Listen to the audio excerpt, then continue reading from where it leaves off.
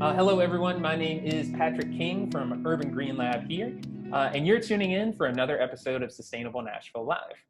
The purpose of this series is to open a line of communication between individuals working in and around sustainability here in Nashville and the public. And today, I'm here with Jim Hawk. Hello, Patrick. Hey. Jim is the executive director of Neighbor2Neighbor. And a couple things before we get started. If you haven't already subscribed to our YouTube, please do so now. Just go to Urban Green Lab at youtube.com or youtube.com and search Urban Green Lab. Click the bell to subscribe. You'd be doing us a big favor. And Urban Green Lab is a nonprofit. So if you feel so inclined to support the work that we do, you can make a donation at our website. That's www.urbangreenlab.org. Or you can text 44321. You can text Team UGL to that number on your cell phone and you'll get a link sent there. And with all that out of the way, Jim, how are you doing today? I'm doing well, thank you. All right. Yes, glad to be a part of this program. Good to have you here, and really happy to sit and have this conversation with you. So I appreciate you being here today. Well, thank you. I'm looking forward to it. Excellent. So I guess to get us started, could you start by telling us a little bit about Neighbor2Neighbor and some of the work that you all do? Sure. So Neighbor2Neighbor was started back in 1997 by a group of neighborhood leaders from across Davidson County who really wanted an organization that would help neighbors succeed in their efforts to organize and to make positive change in their own neighborhood. And so we're founded by and led by neighborhood leaders from across Davidson County. And our express mission is to equip residents and neighborhood organizations with the tools they need to build safer and more vibrant neighborhoods. Mm-hmm. Excellent. How has COVID impacted the work that you all do? All right, and or how have you all adapted? Yeah, so it really is. We're an organization that is constantly doing so much, but it's all about going to places and having people come together. And of course, when COVID struck, and by the end of March, we weren't doing that anymore. And so we've really had to reevaluate how our organization operates. And of course, like you and so many others, we've grown accustomed to Zoom. And so we hold trainings on Zoom. We hold facilitated dialogues on Zoom, one-on-one meetings on Zoom. So we're just zooming around the city now, trying to help neighbors make positive change where they live. Yeah. And that's made a huge difference. Yeah. So you just kind of touched off on some of the things, specific like programs you all have. Could you maybe talk about that a little bit more? So what are some of the programs that you all have? I'm aware of the Passions series, but for folks who might not be in the Neighbor2Neighbor loop, what are some of those things?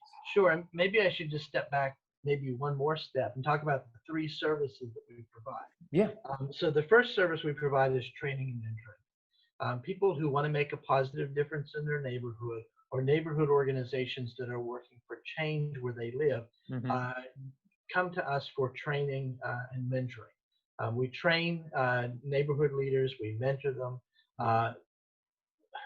through a wide range of programs, which I'll talk about in a second. Okay. The second thing that we do is we provide networking opportunities.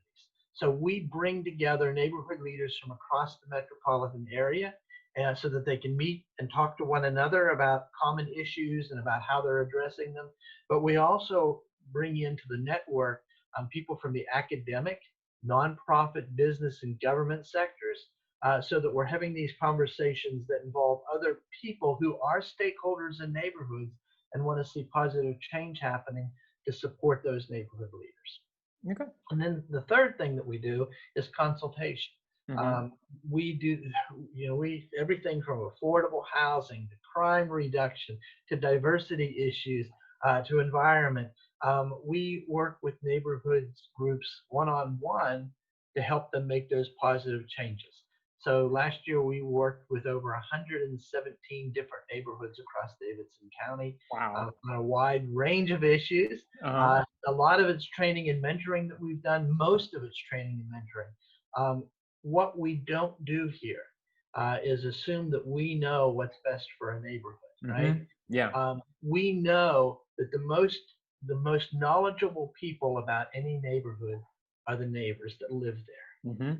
And so we don't go in and say, oh, you need to be working on beautification or crime reduction.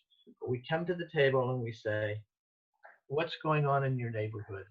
And what would you like to see happen here? And then our role is to provide tools and connections that we know of to help them succeed.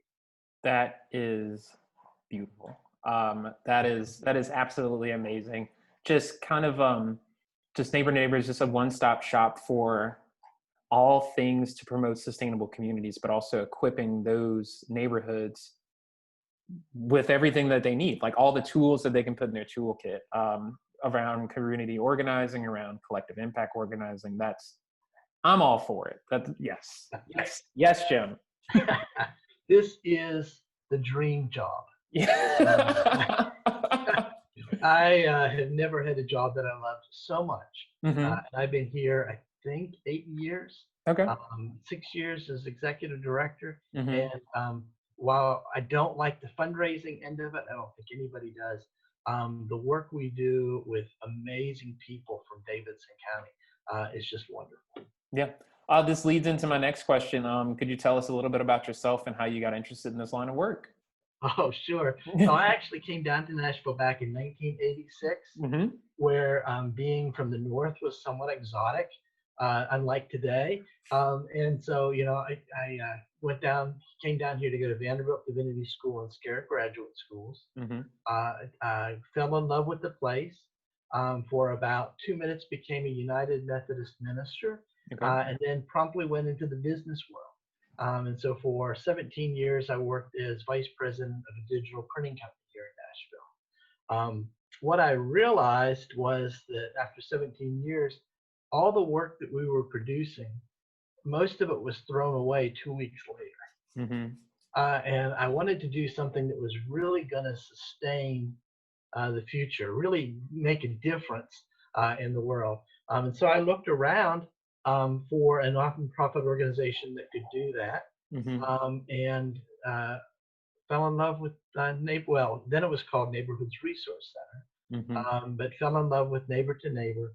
It was the only job I applied for when I was looking, and actually didn't get it. Oh. No. Well, there was this wonderful woman. You may know Jackie Sims, right? If you don't, Jackie Sims is an amazing organizer, and it was a neighborhood organizing position. Gotcha. And hands down, Jackie is an amazing organizer. I'm not. But then they called me back and they said, we really like some of the things that you do. So they made a special position for me. And so I was able to come on the team and work with Jackie and Mike Hodge and Yolanda Vaughn and Melissa, and just enjoyed it so much.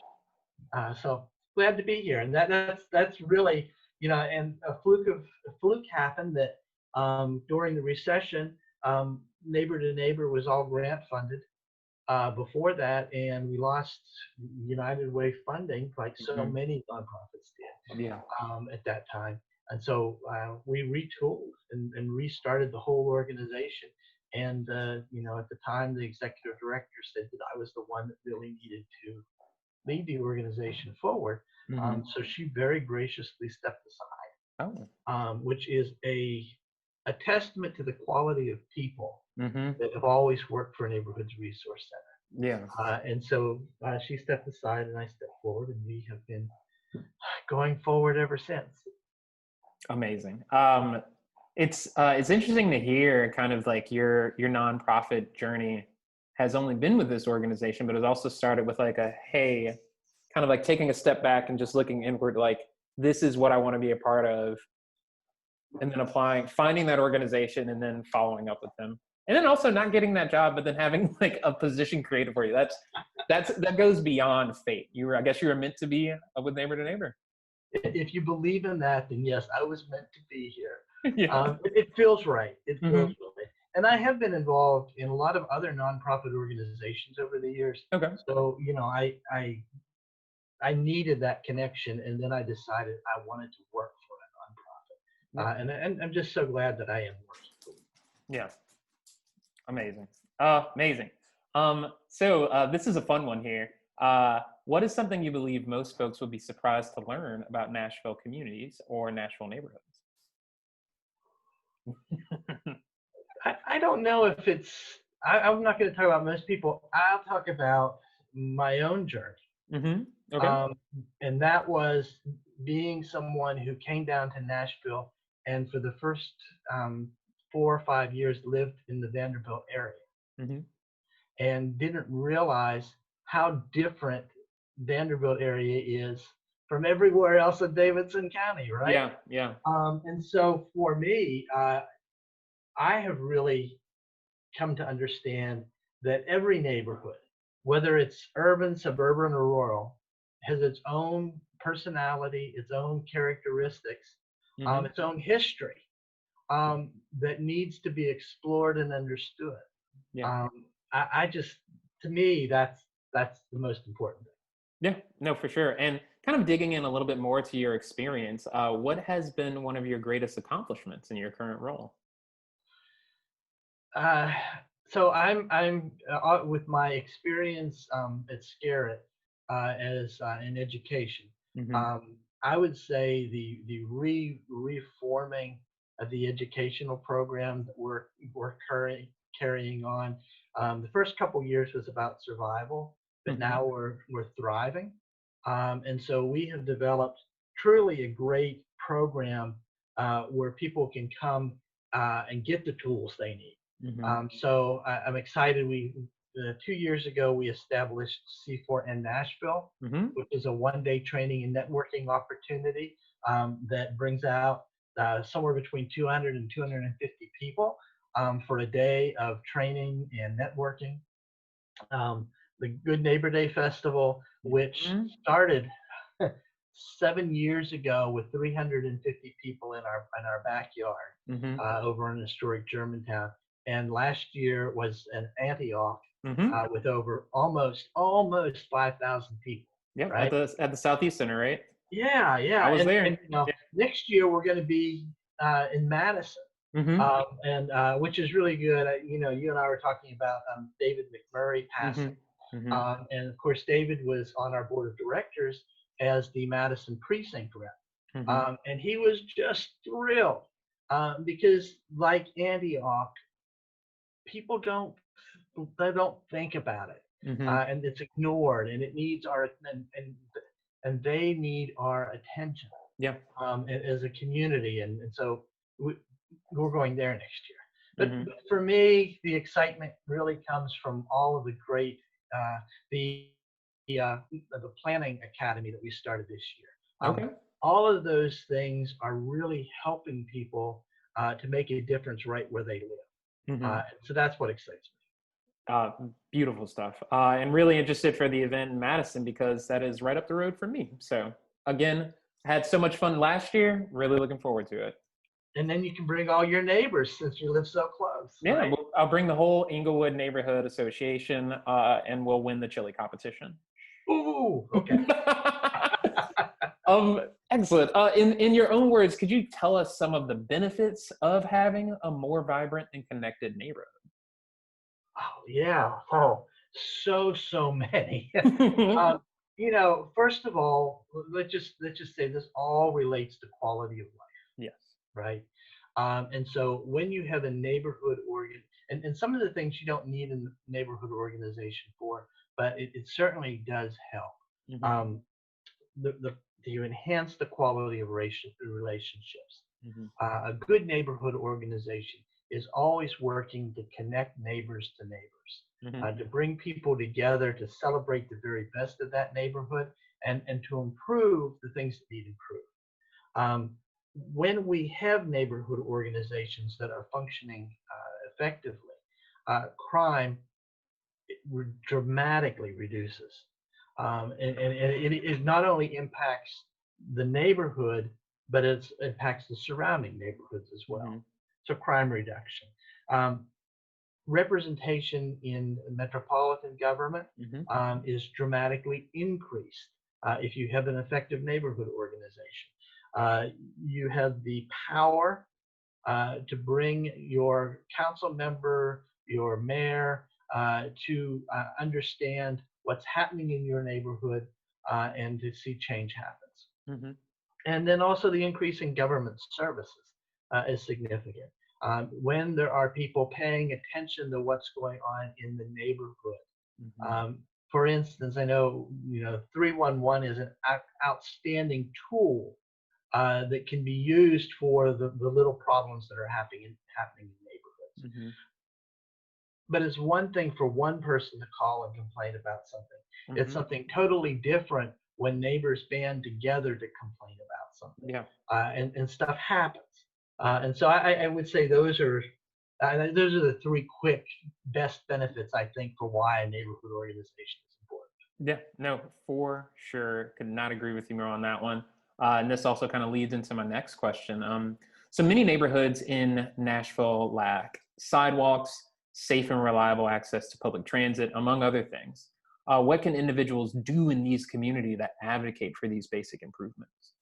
Sure, and those are something that I have really been thinking about, because I know a lot of neighborhood groups who are working hard to make those changes happen. Mm-hmm. The problem that we have in Nashville is there isn't enough money in the budget to make it happen. Yeah. And so one of the things that neighborhood organizations need to do is not just work within their own neighborhood, but cross-connect with neighborhoods across Davidson County, Mm-hmm. have a larger voice to say, neighborhood organizations, residents feel this is important, and we must make sure that this happens. Yeah. And that is a really important reality for what we're trying to do. Yeah. Is we've got to work together, not just isolate ourselves in our own neighborhoods.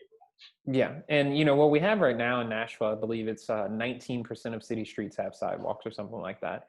And those sidewalks are, relegated to specific neighborhoods where I was speaking with Nora Kern from Walk Bike Nashville several months ago, and it was like, most of the sidewalks we have in Nashville were constructed in the 1950s.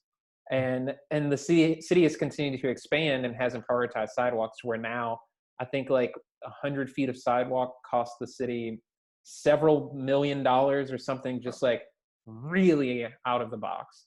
But yeah, it's not just neighborhoods. It's the entire, I guess it's not just one neighborhood. It's, multiple neighborhoods advocating for those basic, services. Yeah, that it kind of just goes back to the collective impact. Yeah. Our city messed up. Yeah. Our metropolitan government messed up years ago. It wasn't a priority. Mm-hmm. And I believe some of that has to do with racism. Mm-hmm. Because when most of the folks that are in power live in the white suburbs Mm-hmm. of the city, the attention needed to the neighborhoods, particularly around the sidewalks, isn't that important. Yeah. And so we're paying for those mistakes today. Yeah. And it costs a lot of money to make a difference in getting those sidewalks built. And imagine if you were a neighborhood in Madison Mm-hmm. right now, where part of the covenant that was made between the builder and the city was that the residents would be responsible for paving and Mm-hmm. sidewalks. Yeah. And the insurmountable amount of money it would cost for those residents to get sidewalks installed, because they have to pay for it on their own. Yeah. It's criminal. Like it's putting, actually, I'm going to take a step back before I get on my soapbox here. But yes, it's a multi-pronged issue. It's nuanced, but it also, it's something that everyone who lives in a neighborhood in Davidson County needs and deserves. Yep.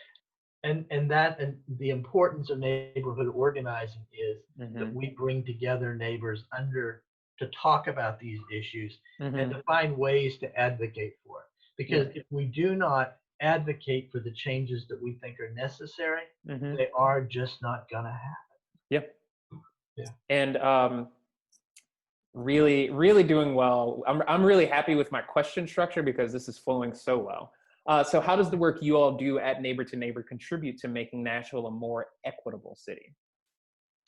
Yeah, so a couple ways.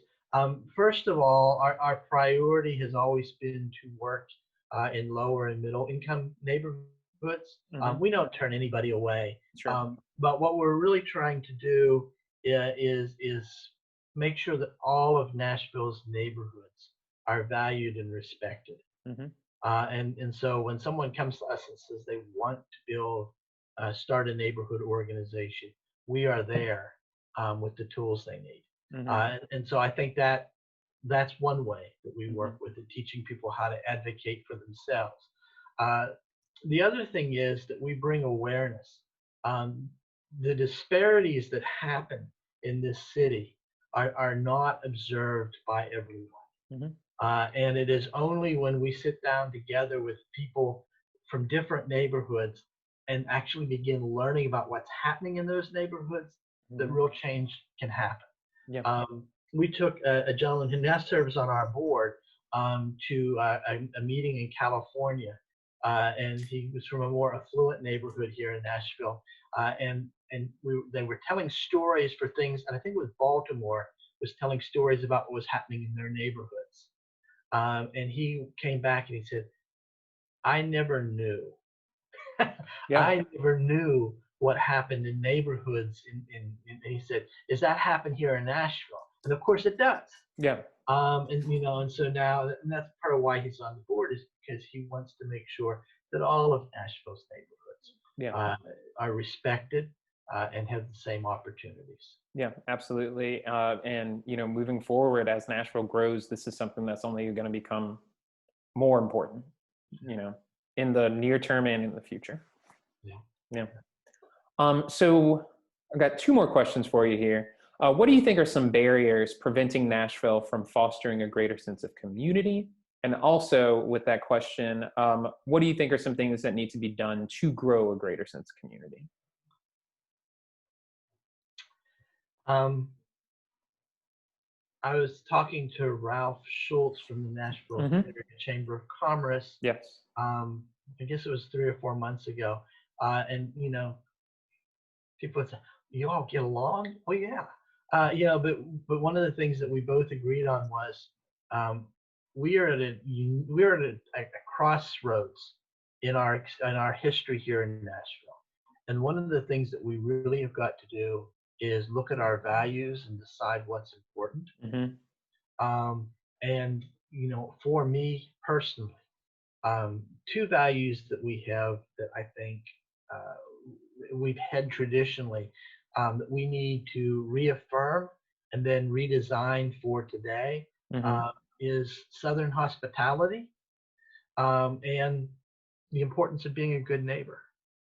And those two things, sadly, not everyone buys into. Hmm. And part of it is there's some skepticism, right, about what hospitality means, Hmm. because in some places, um, hospitality wasn't extended to everyone, Yeah. and sometimes it was um, uh, good old Southern hospitality implied backstabbing, right? Hmm. And so, how do we move forward? And what we can do is really help people to redefine what Southern hospitality could mean for Nashville today, what it Hmm. should mean for Nashville today, and then also what being a good neighbor means. Yeah. And we got a lot of work to do. Yeah. When you look at the Pew Charitable Foundation's uh, uh, Pew Charitable Trust's research on people being connected to their neighbors, it's something like what only 40% actually know their Their neighbors. neighbors. Yeah. Their immediate Yeah, neighbors. I Yeah. mean it's and so we our work first and foremost is about developing relationships with our neighbors. Hmm. Which amazingly, when people start developing those relationships, most of the time they find that their quality of life is immeasurably increased. Yeah. So we've got to work on Yeah. No. We do. Yeah. Go out there. If you don't know your neighbors, maybe don't not knock on their door, but next time they're getting their mail, just give them a brief hello, introduce yourself if you don't know. So, and we have a board member, Ross Holmes, who some may know is in the Nitty Gritty Dirt Band, as Grammy Award winner, who lives in a middle class neighborhood, and he and his wife are baking pies and cookies, and every time they get a new neighbor, they're actually taking things to them to welcome. Yeah. And they recently, and maybe I'm telling stories out of turn, but this is what needs to happen, and he's a good example of it. They're writing notes and sending them to their neighbors. Just no, we can't see each other right now. No, we can't introduce ourselves. This is who we are, and we just want to let you know that we're glad you're part of the neighborhood. Yeah. Those are some things that anybody can do. Exactly. Now, I can't because I'm not a baker, but anybody else can do, right? To really make a difference in their neighborhood and improve the quality of life. Yeah, that could be, and you can take that story and kind of just shape it to, while you might not be a baker, you might be a great lemonade maker. I don't know, Jim, you tell me. But there are things you can do, and not only would you make someone's day, develop a better relationship with your neighbor, it's just, the positive benefits aren't just for you in that instance, it's for those other people you're affecting as well. And that's great. So last question for you, and this is the big one. And you can have a magic wand if you need to answer this question. What is your sustainable vision for the city of Nashville?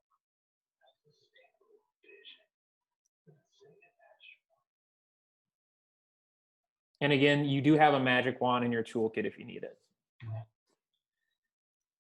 So I don't want Nashville to be an it city. I do want it to be a great city.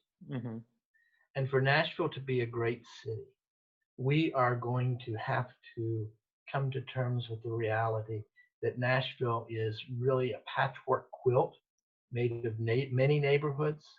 And so sustainability means honoring that diversity. It means becoming caretakers of that diversity so that all of Nashville's neighborhoods are allowed to be safe places for people to live, and where they are vibrant, beautiful organic entities that really allow people to flourish. So sustainability is about planting and nurturing, right? First and foremost, right? So if we're able to plant the idea and help people and nurture the idea that every neighborhood in our city is important, and allow people to see that for their own neighborhood, right? That produces growth, which produces sustainability. And we just got to keep on, it's a cycle, right? Plant, nurture, harvest, plant, nurture, harvest. That's what we're going to be doing in our neighborhoods.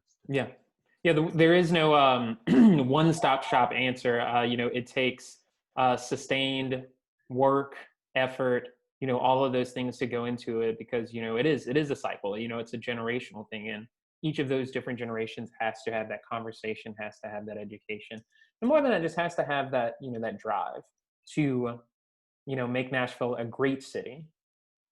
Yeah. And I think that one of the things that we're making a horrible mistake in today is, if we just build all this stuff, we're going to be a great city. And the reality is, it's not as simple as just building stuff. If you build it, they will come. We really have got to, every generation has to reevaluate Nashville, has to reevaluate where they live, and decide for themselves that this city is important enough, that their neighborhood is important enough to care for and to spend time nurturing. Very very eloquently put. I could not agree with you more on that, Jim. Everyone, Jim Hawk, Neighbor to Neighbor. Jim, thank you so much today. If viewers have two more items for you, so before I get ahead of myself there, If viewers have any additional questions or want to get involved with Neighbor to Neighbor, what's the best way to reach you or reach out to the folks at Neighbor So go ahead and email me at to Neighbor? Jim at n the number 2 Mm-hmm. n dot solutions, not dot com, not dot org, dot solutions. Mm-hmm. Or you can call us here at 615-782-8212. All right. And I will be sure to include that information in the comment section so that folks can get in touch with you. And before we wrap up, are there any events or anything like that that you'd like to plug for viewers or think viewers should know about? Yeah, so we just announced 2 days ago, Mm-hmm. the Planning Academy is coming back in January. Mm-hmm. Now, the Planning Academy, there's all this development going on in Nashville right now. Yes. And some people just don't understand the planning and zoning process and how that works. This is Planning and Zoning 101. It's a 4-session course that really helps people to understand planning and zoning. Okay. So if you really want to get involved in it and understand it, registering for that on our website at, www.n2n.solutions is one thing. Okay. We're also doing the art and science of facilitation for people who want to do community meetings. Mm-hmm. And then the last thing I'll mention, because you started out talking about it, right? Every week on Thursday night at 6:15, we have it's a Neighborhood Passions Affinity Network, and it's a Zoom online conference call for people who are interested in Nashville's neighborhoods.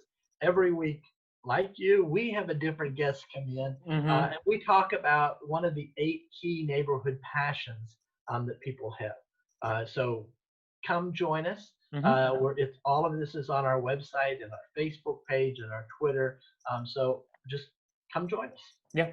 I will definitely take you up on the planning meeting upcoming in January, because that is something I am so interested in. But yeah, I'll be sure to provide those links and as well as all the social links so people can not only learn more about your organization, but get some tools to go out there and learn more about their own neighborhoods. Yeah. Good. Yeah. Well, so that's it.